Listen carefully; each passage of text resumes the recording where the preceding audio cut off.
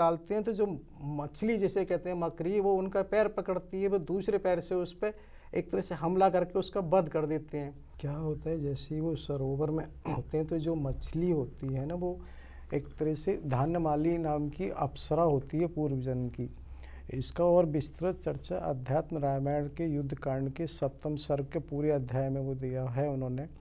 विस्तृत उसमें है। और उसमें ये बताया गया जो धान्यमालिनी है, जबकि एक अशोक वाटिका में उसकी रावण की पत्नी वो थी, वो धान्यमालिनी थी, वहाँ पर जिक्र आया था। तो यहाँ ये जो अप्सरा है वो ये बताती है कि उसको इस तरह से ऋषि से श्राप मिला हुआ था, जब राम वन गमन होगा वहाँ पर रामदूत आएंगे, तुम्हारा इस शरीर का जो श्रापित शरीर है इससे छुटकारा मिलेगा और तब तुम वापस आओगे अपने लोक में। तो ये चीज़ इसलिए महत्वपूर्ण है कि यदि राम वन गमन नहीं होता तो इस मछली का, जैसे इस अप्सरा का उद्धार कैसे होता, क्योंकि चीज़ें इस तरह से जुड़ी हुई हैं और इसी कारण से कालनेमी वाली लीला हुई है प्रभु के, अन्यथा क्यों उन्हें आनी था होने को। तो एक बात देखिए, अभी कुछ समय पहले जब सेतु बंद हुआ था तब भी तो वो द्रोणाचल पर्वत से ही तो गोवर्धन पर्वत को लाए थे, तो अभी 1 महीने से कम हुआ है। लेकिन क्योंकि सारी चीज़ें इस तरह से घटित हो रही होती हैं, उन्हें होना होता है, तो वहाँ पर इस तरह से जब वो देखते हैं उस अप्सरा ने, और वो वहाँ पर उनका विमान आया है उस अप्सरा को लेने, तो विशेष रूप से उसने क्यों कहा है, क्योंकि उसके मन में ये था कि अब ऐसा न हनुमान जी किस चीज़ को माया मान लें, क्योंकि ये माया में ही माया हो सकती। तो वो कहती हैं विशेष रूप से कि ये इसका प्रमाण है कि मेरे लिए जो स्वर्ग लोक से एक विमान आया है वो नहीं आता। कहीं ना कहीं अगर ऐसा कुछ होता तो वो इस बात को थोड़ा सा वजन तो उनको भी समझ में आता है। वो लौटकर कालनेमी के पास आते हैं, और जब कालनेमी के पास आते हैं कहते हैं कि पहले अपनी गुरु दक्षिणा लो। वो इस तरह से घूंसा बनाते हैं, एक तरह से उसे लगता है गुरु दक्षिणा कि भाई पहले, और उसका वो वहीं एक तरह से वध कर देते हैं। हालांकि ये आता है कि फिर वो अपने रूप में आके उससे आक्रमण भी किया है, लेकिन उसका वध हो जाता है। फिर वहाँ से वो सीधे द्रोणाचल पर्वत पर पहुँचते हैं, और ऐसा भी कहीं प्रसंग आता है कि उसने, रावण ने अपने प्रभाव से ऐसा कुछ कर दिया कि वहाँ सारी औषधि ही एक तरह से चमत्कृत हो रही है सब उस तरह, क्योंकि उसको ये पहचान बताई गई थी हनुमान जी को कि वहाँ जब जाओगे तो जो औषधि चमक दे रही हों। अब उसकी वजह से तो वो वहाँ जाके ये सोचते हैं कि भाई क्या करना चाहिए। फिर वही उनके मन में आया कहीं ऐसा ना हो शत्रु का एक तरह से वैध है, कहीं कोई बहाना करे तुम ये औषधि नहीं लाए, कम लाए हो, तो वो उस वहाँ पूरे पहाड़ को ही एक तरह से उठा लेते हैं। और क्या होता है कि देखिए कि ये बड़ा महत्वपूर्ण है, रात्रि का समय है, पहाड़ साथ में हैं,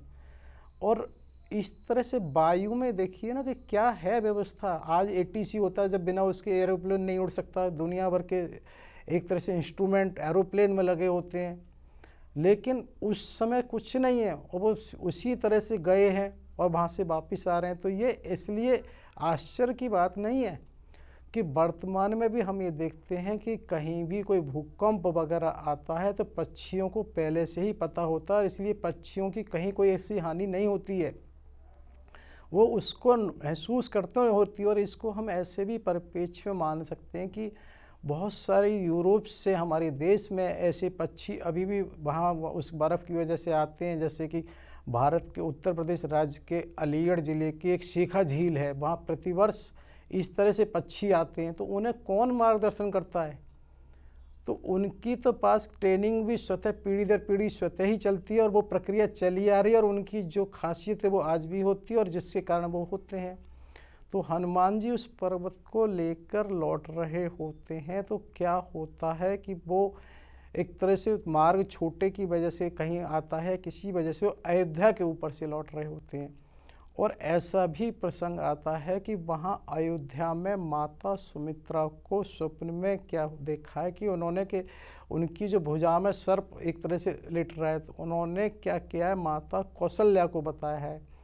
माता कौशल्या ने गुरु वशिष्ठ को बताया है, जिसकी वजह से कहीं कुछ ऐसा आता है कि कोई हवन की बात होती है और वहाँ हवन किया जाता है, जिसकी वजह से कहीं ऐसा भी आता है कि भरत जी पूर्ण आहुति दे रहे होते हैं सब कुछ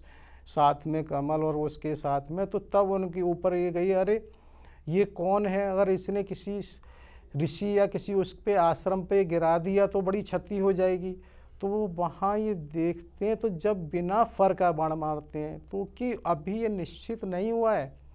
कि वो है अपराधी नहीं, तो इसकी वजह से जब वो बाण मारते हैं तो ऐसा भी आता है कि हनुमान जी राम श्री राम करके एक तरह से वो गिरते हैं। और यहाँ देखिए बड़ा महत्वपूर्ण ये होता है कि वो पर्वत हवा में ही है और हनुमान जी मूर्छित हो गए। तो कई बार लगता है ऐसा कैसे, भाई वो वायु पुत्र हैं, वायु से कुछ भी हो सकता है, सिर्फ हमें गुरुत्वाकर्षण के विरुद्ध ही तो करना है, तो बहुत सारी संभावनाएं होती हैं। आज भी आंध्र प्रदेश के में एक लेपाक्षी मंदिर है जिसमें 72 खंबे हैं, एक खंबा जमीन से ऊपर लटका हुआ है कितने लंबे समय से, जिससे नीचे लोग कपड़ा निकाल के अपने को एक तरह से महसूस करते हैं। तो जब वो लगातार गुरुत्वाकर्षण का उस पर प्रभाव ना होकर लटका हुआ, तो पर्वत भी क्यों नहीं लटक सकता, वो भी वायुपुत्र हैं, किसी तरह से उसकी हो सकती है। जैसे ही वो राम श्री राम करके मूर्छित होते हैं, भरत जी दौड़े आते हैं और ये मेरे से बड़ा अपराध हो गया, ऐसे कैसे होगा, कोई राम भक्त के साथ ऐसा हो गया। तो वो वहाँ आते हैं और उन्हें देख के ये कहते हैं, अरे मैं वास्तव में प्रभु का भक्त हूँ, तो ये तुरंत चेतन और जागृत हो जाए। और जैसा होता है तुरंत उनको चेतना आती है, और वहाँ पर ऐसा आता है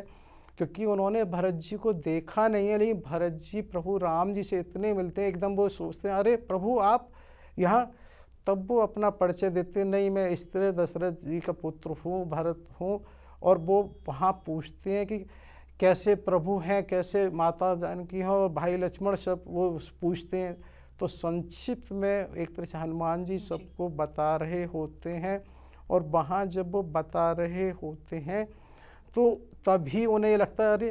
तो वो उनसे आग्रह करते हैं कि आप बिना मिले नहीं जाएं माताओं से, क्योंकि उन्हें लगा इन्हें थोड़ा सा वो भी मिल जाए, तो वो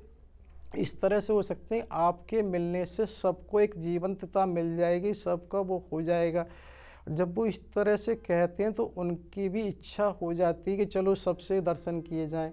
तो ऐसा आता है कि उन्होंने चित्रकूट से लौटने के बाद पहली बार किसी उसका रथ का उपयोग किया, और वो वहीं से गुरु वशिष्ठ जी को भी